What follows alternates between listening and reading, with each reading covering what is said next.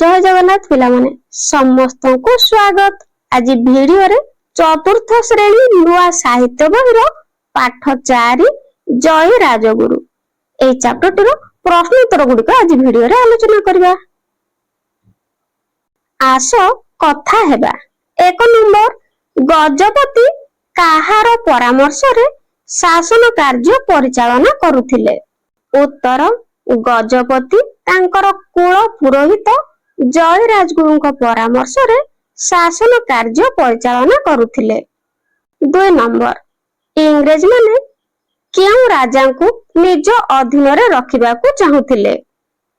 उत्तर इंग्रेज माने गजपति मुकुंद देव को निज अधीन रे रखिबा को चाहुथिले। 3 नंबर ओडिया पाइक मानकर नेता किए थिले। उत्तर ओडिया पाइक मानकर नेता जय राजगुरु थिले। 4 नंबर ओडिया पाइक माने काहा आगरे बेसी दिन लड़ी पारिले नहीं। उत्तर ओडिया पाइक माने शत्रुर गुलीगोला तोप कमान आगरे बेसी दिन लड़ी पारिले नहीं। 5 नंबर जय राजगुरु को केउठी ओ किपरि फांसी दिया जायथिला। उत्तर जय राजगुरु को मेदिनीपुर निकट रे थिबा बाघी तोटा नालकूल रे थिबा एक झंकालिया बरगछर 2 डाल को एकाठी बांधी सेथिरे तांको 2 गोड़ को बांधी दिया गला। तापरे सेही बर डालर 2टी को फिटाई दिया जाय तांको फांसी दिया जायथिला। भाषार कथा पढ़ बुझ और लेख। 1 नंबर निम्नलिखित शब्द को व्यवहार करी गोटे गोटे सार्थक वाक्य गढ़। गजपति पाइक परामर्श आदेश गौरव बेपारी बलिदान एई शब्द गुडी को लेके हमें वाक्य गठन करिबा। प्रथमे गजपति गजपति महाराजा ओडिशार गौरव। तुम माने एई भली वाक्य गठन कर देबो। पाइक वीर पाइक माने देश मातृका पई युद्ध करुथिले। परामर्श बड़ मानक परामर्श मानि चलिबा उचित। आदेश सैनिक माने सेनापति आदेश पालन कले। तापरे गौरव कोणार्क मंदिर ओडिशार अमूल्य गौरव। बेपारी बेपारी जनक सहर को व्यापार करबा को जाइछंती। शेषरे अछि बलिदान देशर स्वाधीनता पई संग्रामी माने बलिदान देइछंती। 2 नंबर निम्नलिखित शब्द गुडिकर विपरीत अर्थबोधक शब्द कुह और लेख। तो विपरीत शब्द लेखिबा। राजी राजी रो पिला माने कोन हेबो विपरीत हे जिवो अराजी हला। तापरे कठिन कठिन रो कोमल। तापरे साहसी साहसी रो भीरु हला साहसी रो भीरु। दोष दोषर निर्दोष लिखि परिबो बा गुण मध्ये लिखि परिबो हला। नि दो स बा गुण दुइटरु जे कोनोसी गोटे लिखले भी ठीक हेबो। तापर देखो हारिबा। तो हारिबार पिला माने विपरीत कोन होबो अपोजिट वर्ड कोन होबो जितिबा। हारिबार जितिबा। तापर शेष शेषर आरंभ आरंभ शेष हला। एई भली भाबरे कोन करिवो विपरीत अर्थबोधक शब्द गुडी का लिखि देबो। 3 नंबर चित्र देखि प्रथमे चिन्ह और तांकर नाम लेख। तो पिला माने एई चित्र सब देखि कि से मानु को चिन्हबा एवं नाम लिखिबा। तो पिला माने एई चित्रटी कहार ना ये होछंती वीर सुरेंद्र साय लिखि दबो। वीर सुरेंद्र साय हला। ए चित्रटी होचंती वीर सुरेंद्र सायकर। तापर पिला माने एपटे डाहाण पटे किए अछंती ए होचंती जय राजगुरु लिखि दबो। जय राजगुरु हला। ए बॉक्स मध्य रे सुंदर सुंदर अक्षर करिकि लिखि दबो हला। तापर ए चित्रटी पिला माने कहार ये होचंती मुकुंद देव। गजपति मुकुंद देव हला लिखि दबो मुकुंद देव हला। तो एई पिलाटी किए पिला माने ये होउछंती हमर शहीद बाजी राउत लिखि दबो बाजी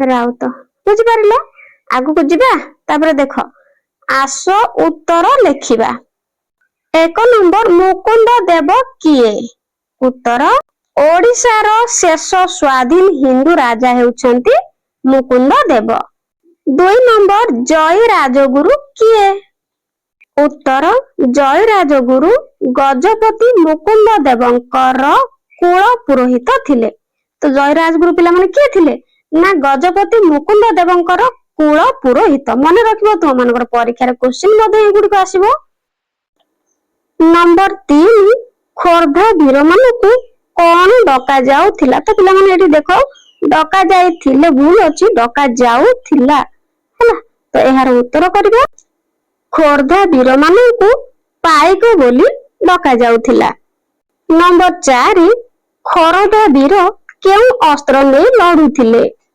उत्तर खोर्धा वीर ढाल और तरवारी अस्त्र नै लडुथिले 5 नंबर राजगुरुंकर काहीकि विचार होला नाही उत्तर राजगुरुंकर विचार होला नाही कारण से थिले इंग्रज मानकर परम बा प्रथम शत्रु नेक्स्ट देखो पिला माने 6 नंबर चित्र को देखि अस्त्र और स्थान गुड़िकर नाम कुह तो पिला माने एठी बाम पटरे किछि चित्र देइछि हैला तो से गुड़िक देखि कि हमें कोन से गुड़िक चिन्हबा बा लेखिबा तो देखो एठी पिला माने एठी केउ चित्र देइछि पिला माने एहा हेउछि पिला माने 12 बाटी दुर्गर प्रवेश द्वार जहा कि कटक ठारे अछि ते लेखिबा 12 बाटी दुर्गर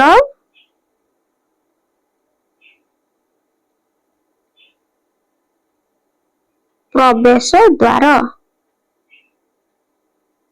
हला ए बोल भाबरे लेखियो एटा केउटी अछि पिला माने ते माने जानिथिबो एहा होछि कटक ठारे अछि बुझि पारिलो तापर देखो पिला माने द्वितीय चित्र रे कोन देइछि आ द्वितीय चित्र रे देइछि एहा होछि खोर्धा गडर भग्नावशेष हला लेखिबो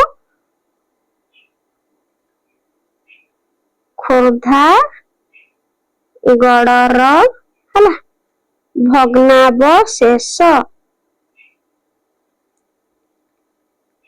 हला ए भली भाबरे देखिबो तापर देखो पिला माने तृतीय चित्र आमे मध्य बही रे देखिचे तो एई चित्रटी पिला माने तार ना ए हेउची मेदिनीपुर रो सेही ऐतिहासिक बरगछ कोन जेठारे जयराज गुरु को शहीद दिया जायथिला बुझला तो देखो एहा लेखिबा मेदिनीपुर रो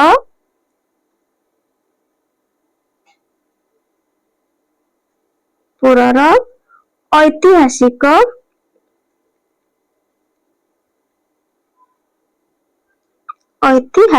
बर गछ हला बर गछ तापर देखो पिला माने एहा तू माने जानिथिबो एहा होची कोन खंडा आ एहा होची ढाल तो ए गोलटा होची ढाल एहा होची खंडा तो लेखिबा खंडा ओ ढाल बुझि पारिलो ए भली भाबरे लेखिबो डाहाण पटे चित्र देखिकी तापर देखो पिला माने आस चिंता करिबा ओ लेखिबा 1 नंबर किए काहाकू कहिचंती तो पिला माने करे मुकुंद देवंकु शीघ्र मुक्त कर तो ए कथा पिला माने किए कहिचंती इंग्रज माने जेतेबेले कोन करथिले मुकुंद देवंकु बंदी करि नै जायथिले तो सेतेबेले जय राजगुरु ए कथा कहिथिले तेनु किए कहिथिले ना जय राजगुरु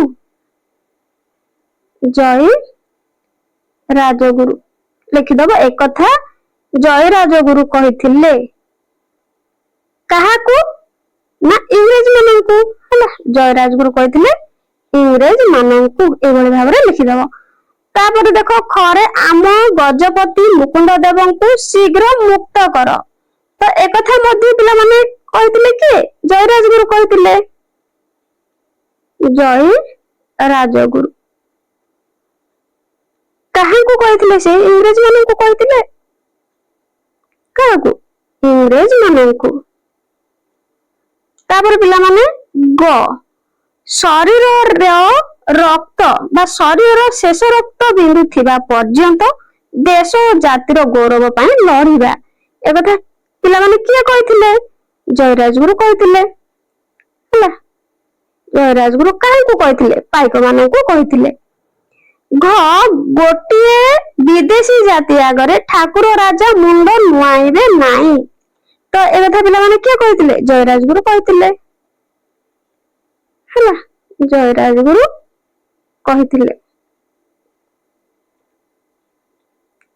କାହାକୁ କହିଥିଲେ? ଗଜପତି ମୁକୁନ୍ଦ ଦେବଙ୍କୁ।